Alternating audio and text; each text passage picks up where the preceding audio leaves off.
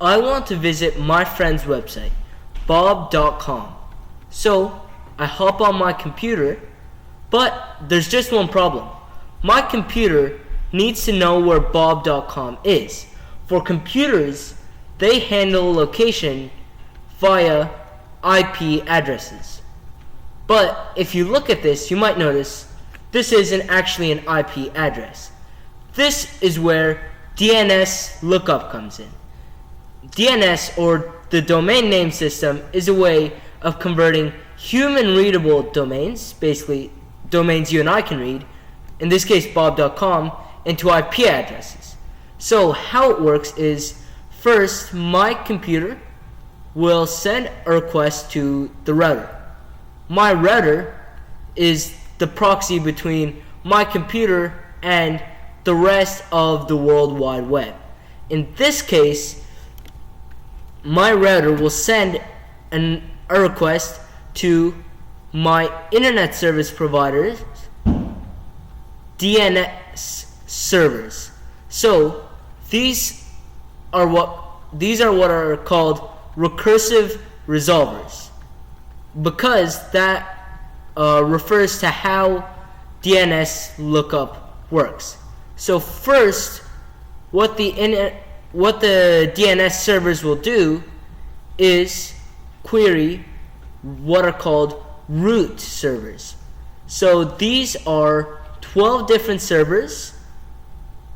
These are 12 different groups of servers managed by 12 different organizations like VeriSign, the University of California, the Department of Defense, and there are a few others. So what the root servers will do is then refer the DNS servers to what are called TLD servers, or top level domain servers. So what the top level domain servers are, they handle each of the domain suffixes you see, like .com, .edu, .uk, all of those each of these suffixes has a different top level domain server.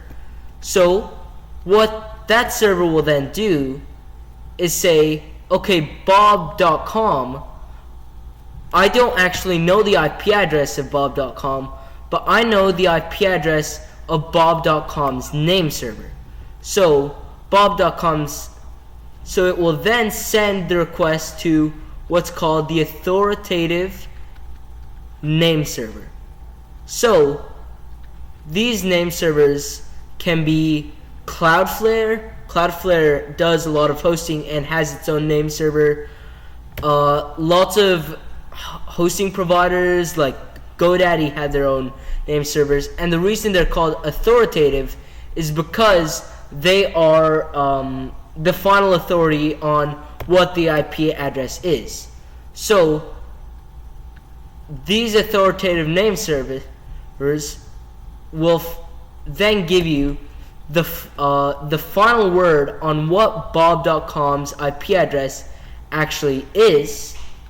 So they will then send that information back to your internet service provider, who will then send that request back to your router, who will then send that request back to your computer, which allows your computer to make another request to the router, this time with the actual IP address. I hope that all makes sense, and have a nice day.